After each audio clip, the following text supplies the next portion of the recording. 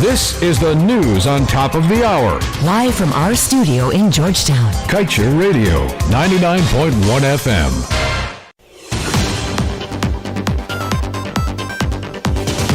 Good evening. Welcome to this evening's newscast on Kaieteur Radio. I'm Kevin Smith.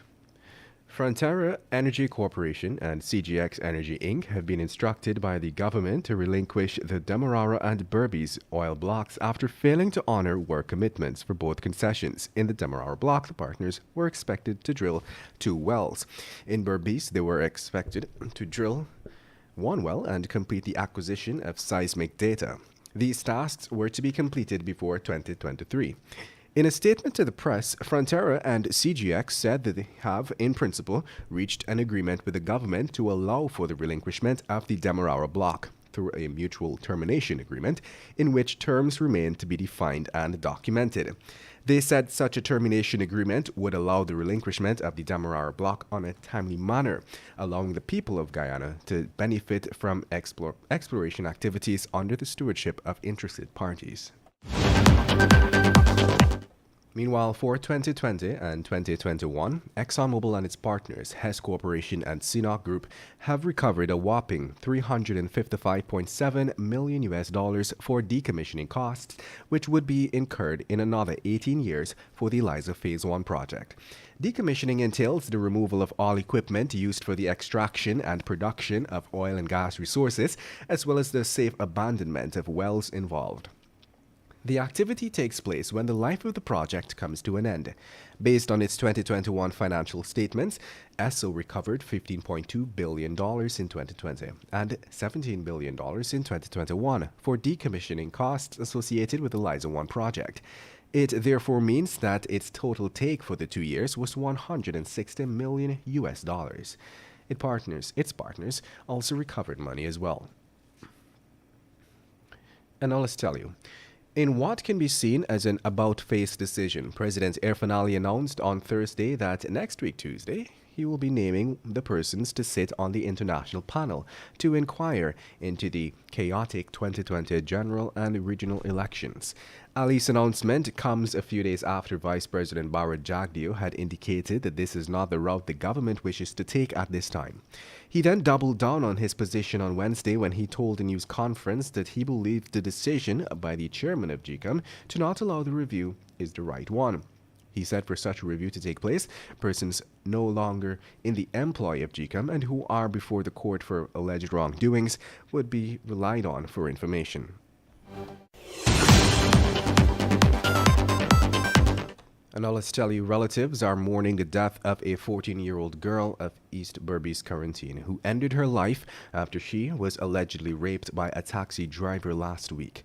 The teenager succumbed days after ingesting a poisonous substance. She had consumed the poison after she was reportedly sexually assaulted by taxi driver Amir Inshanali of Sandreef, Albion, Quarantine, Berbice.